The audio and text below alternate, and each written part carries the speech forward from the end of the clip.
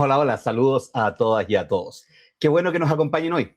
Seguimos en esta vuelta a clases de Genial en Latinoamérica y ahora vamos a entrar a un terreno que suele aparecer con mucha fuerza en las primeras semanas. El concepto mismo de la gamificación, en sus distintos niveles, sin duda. Muchas veces al inicio del curso buscamos recursos que enganchen rápido, actividades llamativas, dinámicas participativas, experiencias que rompan la inercia.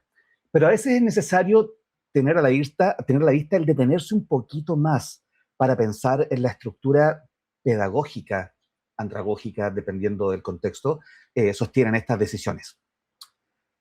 Para comenzar esta sesión de sumo interés, estará con nosotros Norberto Cuartero, Community Builder en Genially para España.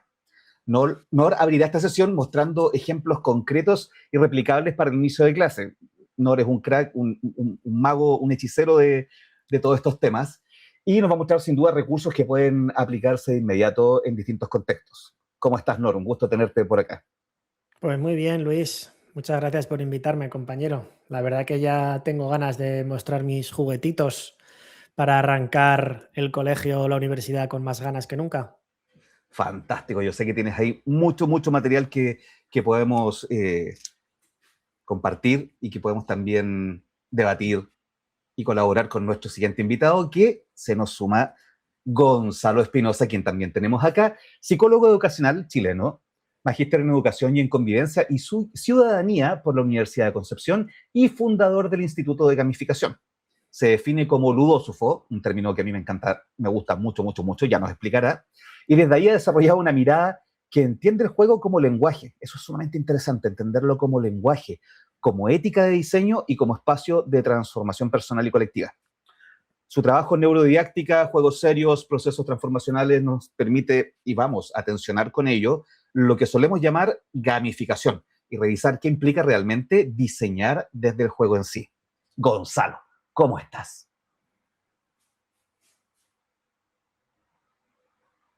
Gonzalo, estás muteado. Sí, no, te decía gracias, que agradezco profundamente la invitación, me encanta que podamos debatir al respecto de estos temas, particularmente porque el juego ha entrado en una especie como de pequeño letargo al respecto de lo que comprendemos y se hace necesario volver a reflexionar y darle vueltas porque tanto como recurso personal, recurso didáctico, pero también como recurso cultural, tiene implicaciones enormes. Así que feliz de poder compartir con ustedes hoy día.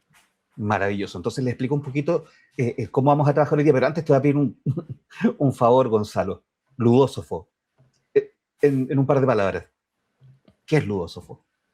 Mira, en realidad es una especie de actor rebelde porque desde el concepto de la filosofía, el prefijo, el morfema de filios, habla de esta especie como de acercamiento al conocimiento desde lo filial, desde la admiración, desde una especie de respeto, desde, ¿cierto?, una actitud más bien naturalmente seria, ¿vale? Mm. El ludósofo es un poco más desordenado, interactúa con los conceptos, los desarma, los desestructura. La ludosofía tiene la intención de tomar una actitud un poco más creativa y recreativa, en el sentido de recreacional, de volver a crear las cosas, al respecto de ciertas condiciones y situaciones en la vida que ya parecieran estar definidas y probablemente sea un buen momento para empezar a replanteárselas. Entonces, la ludosofía sí es un ejercicio recreativo de categorías que a lo mejor ya tenemos cerradas y que en esa reconfiguración y resignificación emerjan características propias de la realidad del que juega, como por ejemplo el asombro. Así que esa es una Fantástico. actitud diferente ante el conocimiento. Maravilloso. Y a quienes nos están viendo, les aprovechamos de invitar a revisar lo que hay en el fondo de cada una de estas tres cámaras. Se van a encontrar con cosas bastante interesantes. Pero bueno, les explico rápidamente. Norberto, ¿cierto? Va a explicar inicialmente algunos recursos, nos va a mostrar algunos recursos hechos en Genially y que van a funcionar muy bien para tanto el inicio de clases como más adelante, pero especialmente al inicio. Y a posteriori va a empezar a conversar con Gonzalo para poder ir viendo, obviamente, cómo podemos entender de una manera distinta y práctica todos estos tipos de conceptos.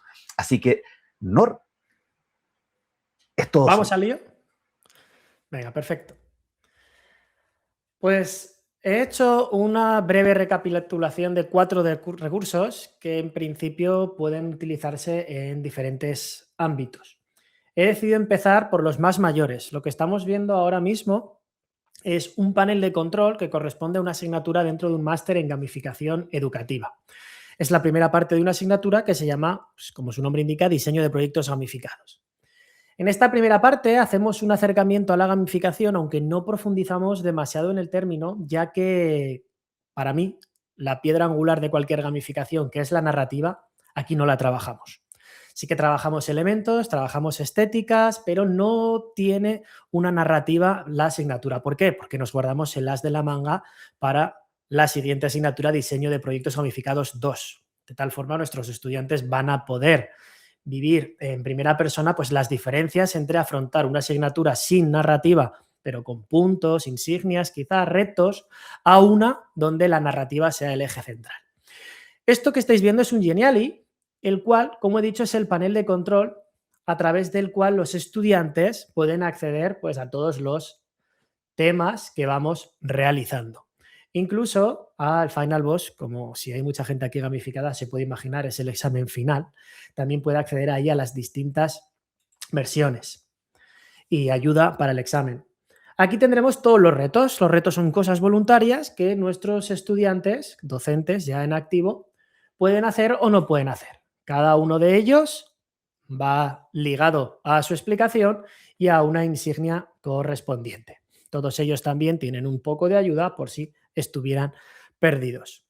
Del mismo modo, tenemos una forma de registrar los retos a través de un formulario de Google que está perfectamente embebido dentro del propio Geniali. Como veis, se integra muy bien con el fondo. También tendremos una clasificación donde los resultados y los retos que nuestros estudiantes han ido consiguiendo se traducen en una puntuación. Y también podríamos ver el Salón de la Fama, donde cada estudiante puede ver las insignias que ha conseguido, o incluso yo podría seleccionar una insignia y ver quiénes han conseguido realizarla. Como veis, es una forma muy visual, con una estética que guarda una coherencia visual y estética, y nos va a permitir pues, organizar todos esos contenidos en un único Geniali, en un único documento.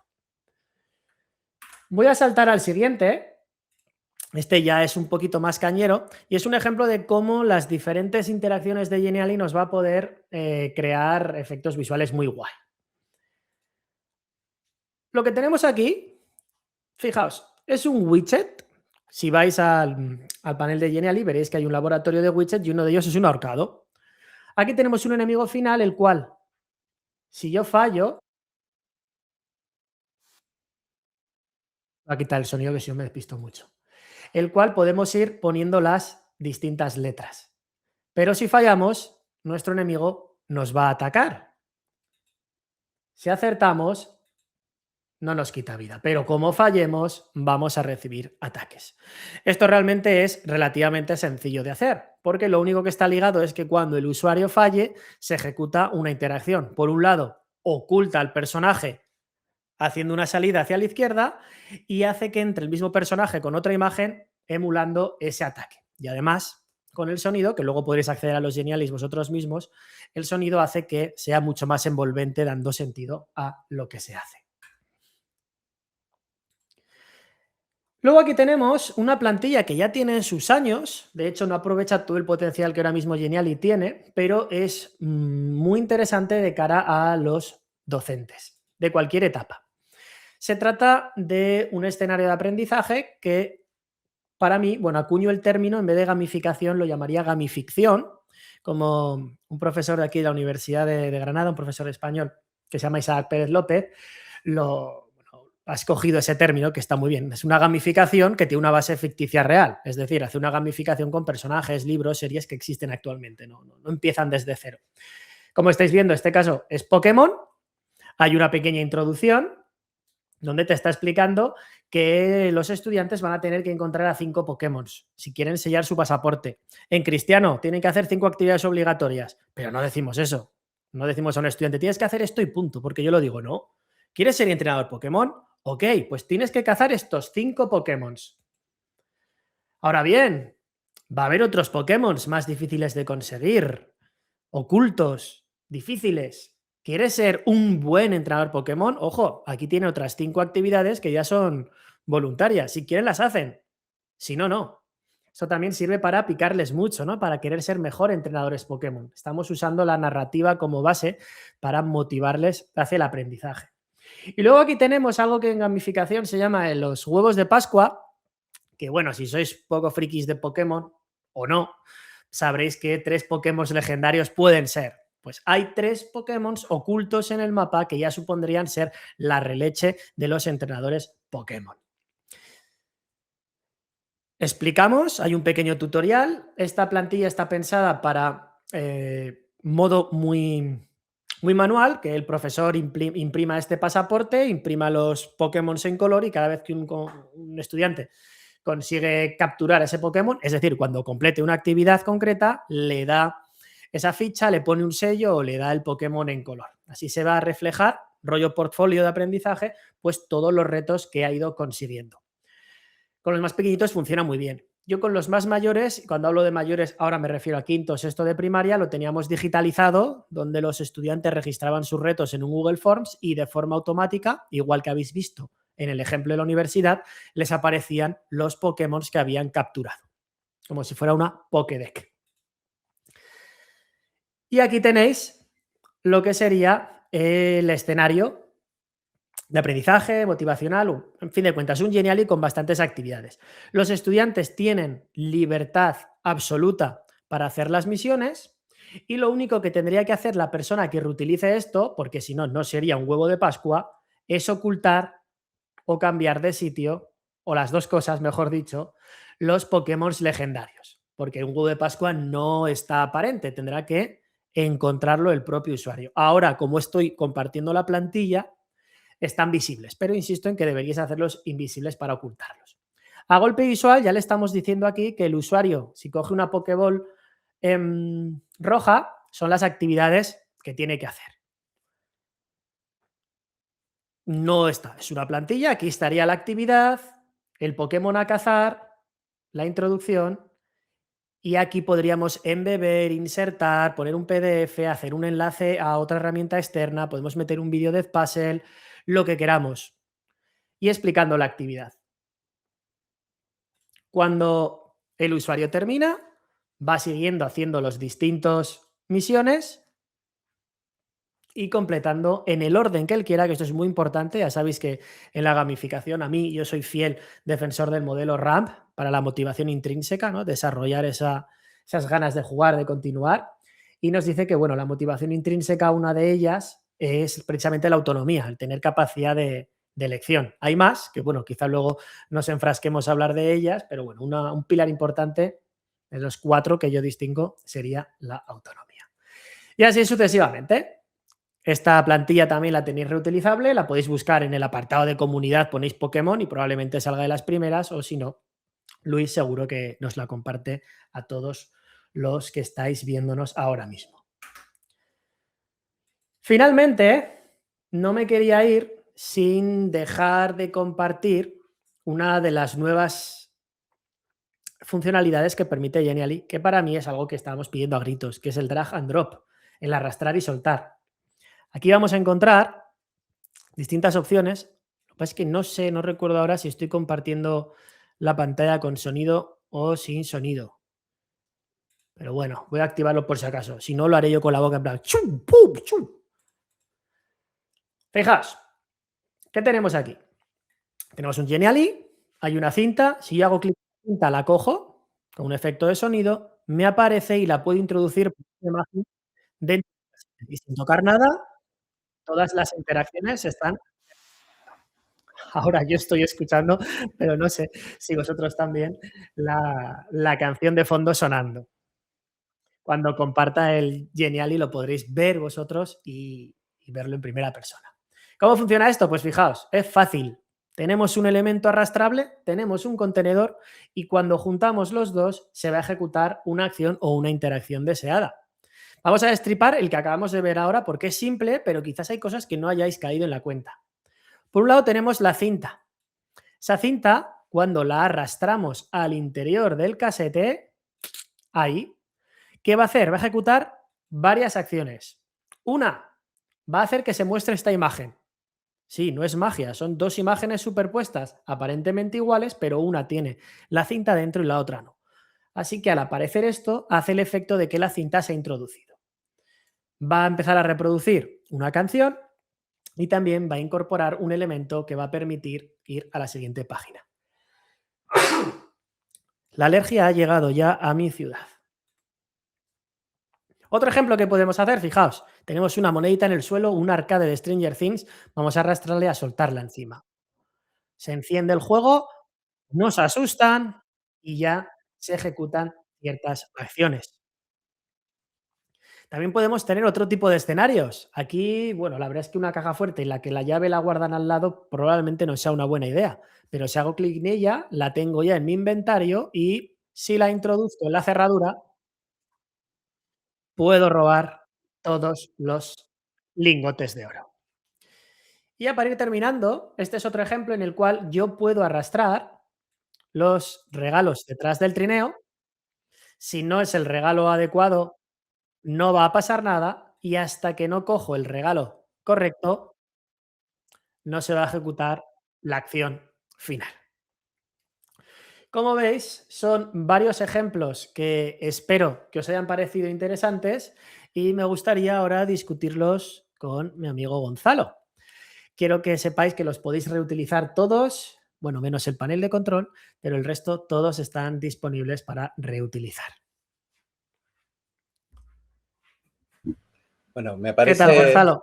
me parecen soportes de lo más interesantes, sobre todo porque nos permiten hablar de varios pequeños elementos que aparecen allí aparentemente accidentales o puramente estéticos, pero que vale la pena recuperarlos para poder darles el real significado y por lo tanto ser cuidadosos también en su uso, en su forma de presentarlos. Probablemente una de las definiciones más habituales de gamificación es utilizar componentes del diseño del juego en entornos que no son lúdicos, ¿no? Allí Oriol, que seguramente lo deben conocer porque es un español también hace mucho tiempo vinculado al mundo de la gamificación, proponía en algún minuto, hace un par de años atrás, que no era solamente el trasladar algunos componentes del juego, sino la experiencia del juego. El que yo sienta de alguna manera que estoy en una actitud lúdica, ¿no? Ahí no sé, después me van a dar permiso para ver si puedo dar este comentario o no, pero han habido sistemas que tú los puedes observar y son sistemas gamificados perfectos. Tienen puntos, niveles, etapas, tienen malos finales, pero no se viven como un juego. Y me estoy refiriendo particularmente a la educación formal. La educación formal tiene todos esos componentes. Si tú lo miras como sistema, alguien diría, pero esto ya está gamificado, como en alguna vez conversé con algunas personas acá que decían que la gamificación educativa era una redundancia porque la educación ya era un sistema gamificado. Pero ahí me tomaba mucho sentido lo que decía Oriol, y es, claro, pero están todas las cosas. Tenemos los rankings, tenemos los cuadros de honor en el colegio, tenemos los desafíos progresivos, que son los certámenes, pruebas, evaluaciones, tenemos el malo final, el examen, los trabajos finales, tenemos que hacer equipos, roles, etcétera. Está todo. Sin embargo, no se vive como una experiencia ni siquiera remotamente cercana al juego. Y ese es un elemento importante porque hay veces en que nuestros diseños pueden llegar a fracasar porque puedo haber incorporado todos los componentes de un juego, pero tienen que funcionar como un juego. Tienen que traer esa experiencia porque si no, finalmente el esfuerzo que hemos hecho puede caer un poquito en el vacío. Exacto, Gonzalo. Sí, no sé si tienes algo que decir al respecto. Me gustaría hacer hincapié precisamente en la definición que has dicho, que es la típica, porque también como docente universitario corrijo muchísimos TCMs y lo primero que les sale a los estudiantes cada vez que lo buscan es eso, ¿no? El uso de dinámicas y mecánicas y componentes de juego en elementos no lúdicos. Y yo siempre les digo que para mí eso, bueno, puede ser una base de partida para entender lo que es gamificación, porque ya te dice que es en contexto no lúdico, es decir, cuando no estás jugando, cuando no es un juego como tal. Pero hay una definición que creo que para mí es la mejor que he encontrado a día de hoy de la gamificación, que es precisamente del docente ese que os he compartido antes, que se llama Isaac Pérez, que dice así, dice, gamificar consiste en cautivar al alumnado, porque creo que esta definición también va a responder a tu pregunta, que has dicho una analogía perfecta de la educación real, pero ¿por qué no sería gamificar? ¿No? Y dice así: gamificar consiste en cautivar al alumnado para sumergirlo en una aventura que le permita alcanzar una finalidad educativa que trascienda, esto es importante, cuando acaba la gamificación lo que se ha adquirido no se olvida, no desaparece, que trascienda el final de la experiencia a partir de un propósito apasionante donde los retos y recursos que plantee el docente, siendo guía pero no protagonista, deberán estar, importantísimo la parte final, deberán estar coherentemente integrados en la narrativa que se haya construido. Para mí es de las mejores que he visto hasta ahora. Sí, muy completa. Definiciones. Y de hecho, eso me hace pensar en el recurso que tenías que presentaste en la plantilla de Pokémon, o Pokémon, no sé, dependiendo cómo. La relevancia de no pensar que esa plantilla ya está gamificado y que no importando lo que ponga, pues listo, ya esto está gamificado, entonces voy a poner pruebas y certámenes y evaluaciones y vale, y ya está gamificado. No, esa ruptura que a veces ocurre, que también ocurre mucho cuando acaba el juego y queremos sacar conclusiones de lo que ocurrió, también allí hay que ser precavido. El juego termina cuando la experiencia se ha cerrado y eso a veces implica también la reflexión posterior al punto lúdico en sí mismo. Y es que esas mismas, muchas gracias, las distintas experiencias que se vayan a incorporar en esto, en cada una de las pokebolas, tiene que ser coherente con la narrativa que se está presentando, pero no solamente con eso. Si me permiten, me gustaría hacer algunas distinciones entre algunos niveles de gamificación, ¿vale? El concepto de juego, dentro de todas las diferentes acepciones que tiene nuestro idioma, que creo que es una de las palabras que tiene más definiciones distintas, más incluso que la palabra trabajo. Sin embargo, no tiene sinónimos, no hay ninguna palabra que podamos reemplazar por el concepto jugar, que suene bien, digamos, que logre capturar todo el sentido de la acción de jugar. Y es que el juego es un conjunto de elementos, de componentes, como el juego de cartas, ¿no? Es el mazo, o el juego de ollas, o el juego de camping, ¿no? Que está la carpa, el saco de dormir. Hablamos del juego como todos los componentes, y esto lo decía Calois, Roger Calois, uno de los clásicos de la reflexión sobre el juego, se puede comprender como un set de cosas, ¿sí? Y probablemente alguien diga, bueno, gamificar entonces es tomar un conjunto de elementos y ponerlos juntos. Pero hay un siguiente elemento, que es ahora considerar el juego ya no como un sistema cerrado de componentes, sino como un sistema cerrado de acciones. O sea, vamos a realizar cosas que son propias del juego. En un partido de tenis, nadie va a estar lanzando dados. Aunque el dado pueda ser muy lúdico, no pertenece a ese conjunto de acciones, ¿ya? Luego viene otro sistema de comprensión un poco más profundo. Ya no es sencillamente meter un montón de cosas o hacer un montón de cosas. Luego vienen las reglas, ¿no? Y aquí es donde las reglas también entran un poquitito, sobre todo en el ambiente educativo, entran a ser modificadas en su comprensión desde el lado educativo y la quiero corregir un poquitito si me lo permiten. La regla siempre es tomada como el límite, como el punto hasta donde alguien puede llegar para hacer algo, ¿no? En el caso del juego, que es un sistema cerrado de reglas, las reglas están allí para ayudar a las personas a tomar decisiones. Esa es una diferencia fundamental. Si yo en el tablero de Go, que tengo acá al final, ¿no? Son 19 por 19 intersecciones. Un juego clásico del Oriente. Si tú me dices, parte la partida, tengo 364 intersecciones en las cuales tratar de colocar una piedra. Puede ser en ese minuto francamente abrumador no saber por dónde partir. Y aunque el Go sigue teniendo la libertad de que tú puedas partir por donde quieras, sí establece ciertos puntos que se diferencian más que otras intersecciones para sugerir que allí sea un buen punto de partida. Cuando juegas un juego de cartas y te dice saca 5 cartas, no es porque te quiera limitar con las 5 cartas, es porque si sacas 20 no vas a poder jugar. Si sacas 2.222 cartas, como alguien hizo una vez un mazo de Pokémon de un montón de cartas, la posibilidad que te salga la carta que tú necesitas para hacer set con la que tengo es remotísima. Saca 60 cartas nomás. Lo que parece una limitación en realidad está pensada en beneficio del jugador. Está pensada para ayudarle a tomar decisiones, para orientar su foco de atención o para restringir las posibilidades dentro de las cuales puede decidir.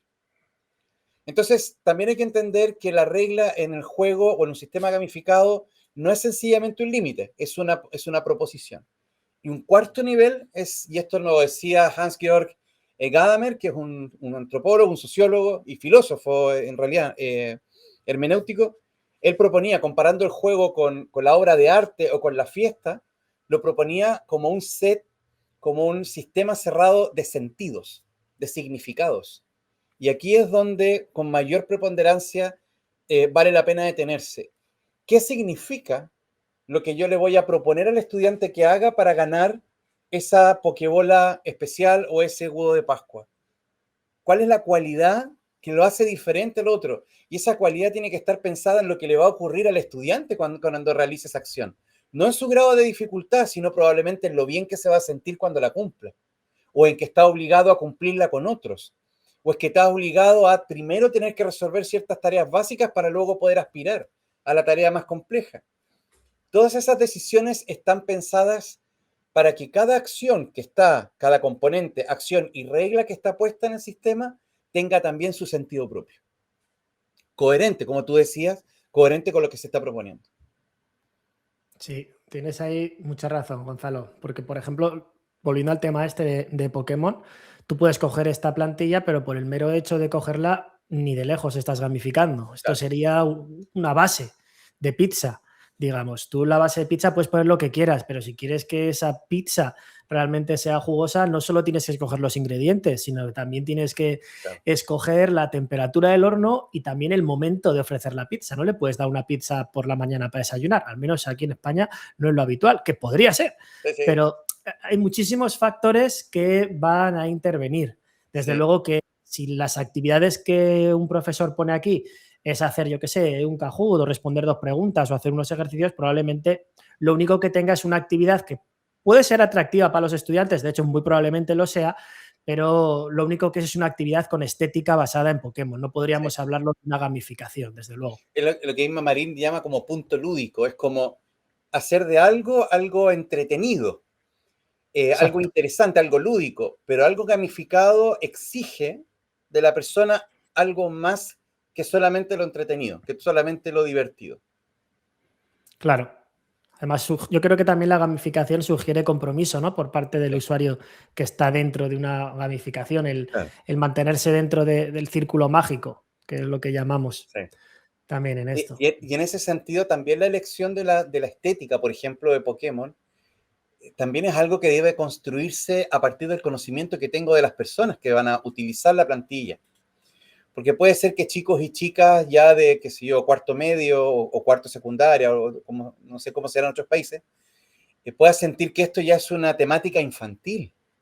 No me voy a vincular, ¿no? Y es porque aparentemente la estética y con ello la narrativa, aunque algunos autores lo presenten como parte de una, otros lo presentan como dos cosas aparte, y en ese sentido sí estoy muy de acuerdo contigo, la narrativa es que si el juego fuera una célula, la narrativa sería la membrana bilipídica, ¿no? Es lo que diferencia, es lo que permite esa suspensión de la incredulidad para entregarme, arrojarme, así como en la existencia de heideggeriana, arrojarme a la existencia en el juego y decir, bueno, voy a aceptar que lo que va a pasar tiene cierto grado de realidad para mí. Pero, Además, dime, por favor. sí, sí, que nos sirve también como excusa muchas veces para intentar hacer ese aprendizaje significativo, ¿no? El dar sentido del por qué tenemos que aprender ciertas cosas o enseñar ciertas cosas. La narrativa va a ser la excusa, ese envoltorio, esa membrana que va a propiciar que un estudiante tenga que aprender a dividir, porque si está en una misión espacial que da poco oxígeno para llegar al siguiente planeta, es necesario, pues digamos, es decir, nos va a servir también como excusa para cualquier conocimiento o contenido, darle una vuelta de tuerca y meterlo coherentemente en esa narrativa. Sí, la narrativa establece los para qué. ¿Para qué voy a hacer esto, Exacto. no? A veces en la educación estamos muy centrados en los por qué. Esto es importante porque lo vimos antes, porque tiene la evaluación, pero el para qué es algo que está directamente vinculado con las motivaciones o con los propósitos que las personas que están participando dentro de tu sistema cerrado de componentes, acciones, reglas y significados, está teniendo para él, para ella como persona. Y en ese sentido también aparece este otro elemento que no es menor, que, por ejemplo, acá en este mismo espacio, el que la persona pueda elegir libremente en una especie de sandbox, de caja de arena, ¿no? Yo voy a decidir cuál tarea hago, genera unos elementos importantes también que tú mencionabas del RAM, que es el grado de autonomía, ¿no? En la educación formal, los contenidos están establecidos de manera regular, consecutivos, ¿sí?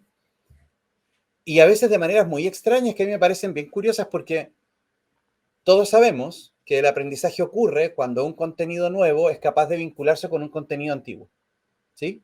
Si no, el contenido pasa en banda. Cuando empezamos a estudiar biología, lo primero que suelen abrirse en los libros de biología es la célula.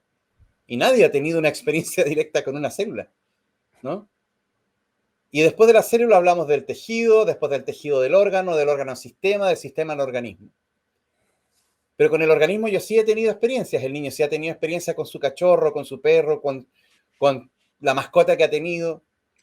Tendría mucho más lógica desde el punto de la persona empezar desde el organismo, porque es algo que yo sí conozco. Y a partir de ese conocimiento puedo integrar los sistemas. Y a partir de eso los órganos y así.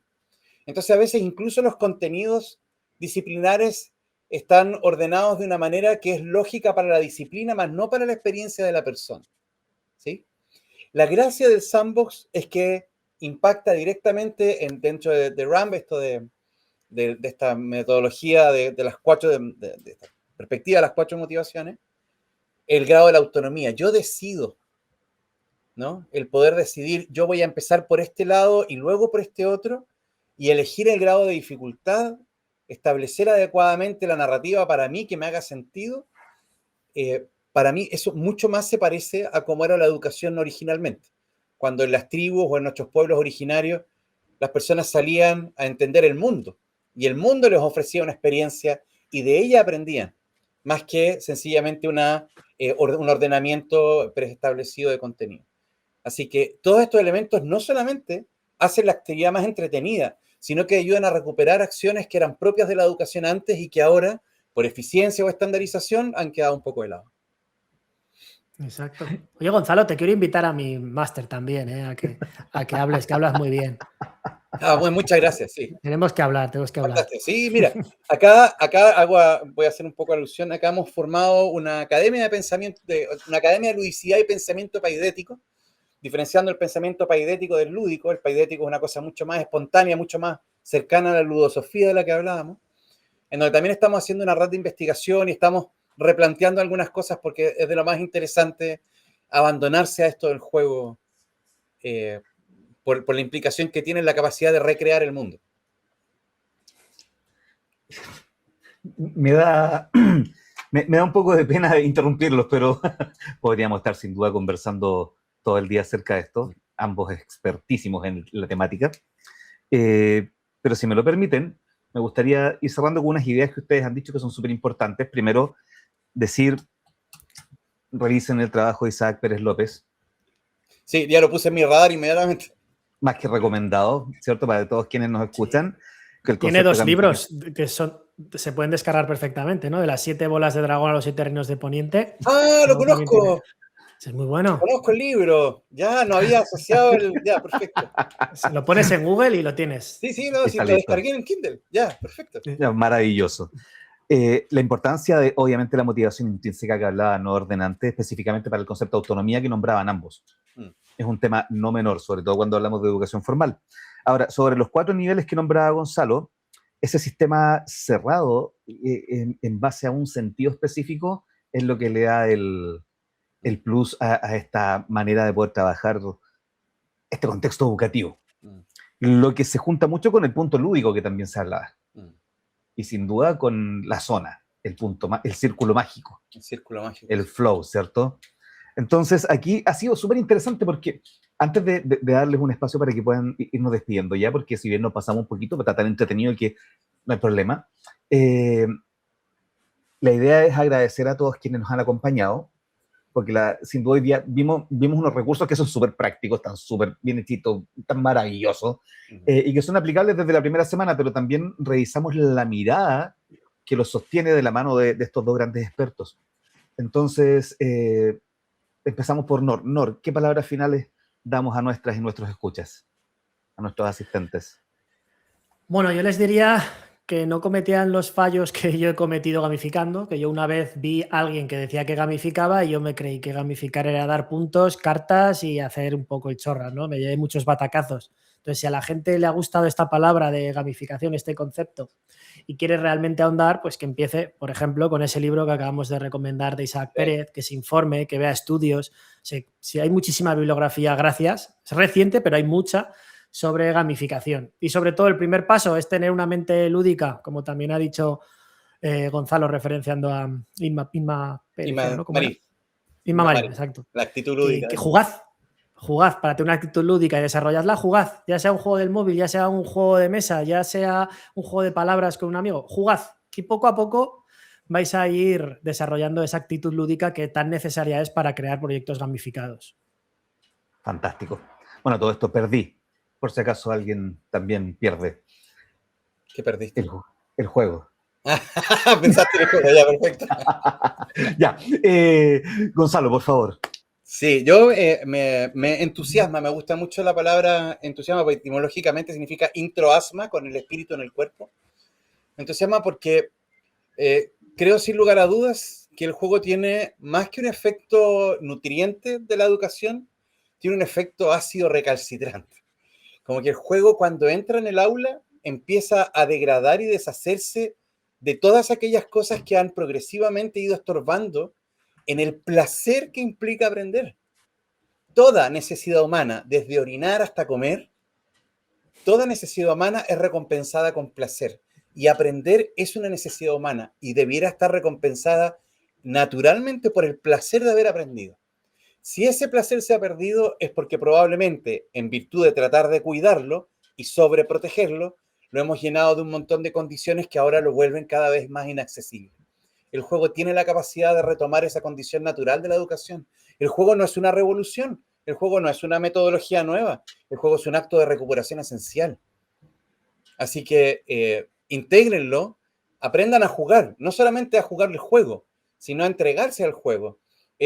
Hans-Georg Gamel decía que el juego no lo juegan las personas, el juego se sirve de las personas para expresarse. El juego está allí, lo juegues tú u otro, el juego estará allí, igual que una fiesta, igual que una celebración. El juego está allí, lo que pasa es que hay que entregarse a él y disfrutar de los efectos que trae. Fantástico, ¿eh? Sin duda eso, es entregarse a vivir la experiencia. Bueno, algún día podríamos conversar sobre una experiencia que hicimos por ahí, donde... Hace casi más de una década, ya 12, 14 años. Más como 14 años atrás. Fue simplemente notable. Entonces, chicos, Nor, Gonzalo, muy agradecido, de verdad. Ha sido un gusto escucharlos y esta va a ser la primera posiblemente de muchas. Así que les agradecemos sin duda por parte de Genially. Y pasamos al cierre, los avisos comerciales y de cierre de este evento. Así que chicos, muchas gracias. Un gusto. Muchas gracias, Luis. Un honor. Nor, un placer. Bueno, Gonzalo decía, Nor, un placer. Y Nor le decía a Gonzalo, un placer también.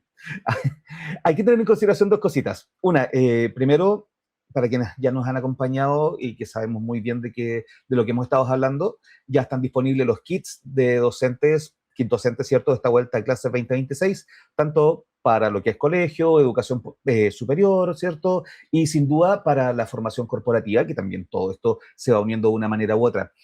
Como punto de partida es necesario tener estos recursos porque pueden utilizarse como estructura de experiencia participativa desde el inicio mismo del curso, integrando dinámicas de juego, ¿cierto? El seguimiento, la retroalimentación dentro del ecosistema de Genially, entre tantos otros. Ahora, otra cosa que tenemos que tener a la vista es la importancia de las nuevas funciones de IA, tanto para generación de imágenes, traducción, ajuste de texto, generación de audio, entre tantas otras. Y, por ejemplo, los widgets, que los widgets son una maravilla, que son una fuente literalmente inimaginable de posibilidades para un docente. Desde flipcards hasta dados y todo, gatillando algunos eventos, multicaminos, etcétera, etcétera, etcétera. Los recursos gráficos, interacciones en vivo, información en tiempo real, sin duda, cuando trabajan de manera live, integración con LMS y muchos, muchos otros para que este semestre tengan su caja de herramienta docente. Tienen a todo el equipo de Genially y a esta maravillosa comunidad de LATAM acompañándolos en cada paso, así que vayan por sus kits, pruébenlos y nos cuentan cómo les va. Desde Genially les deseamos un inicio de ciclo extraordinario. Así que nos vemos en el aula. Ha sido un gusto. Que estén bien.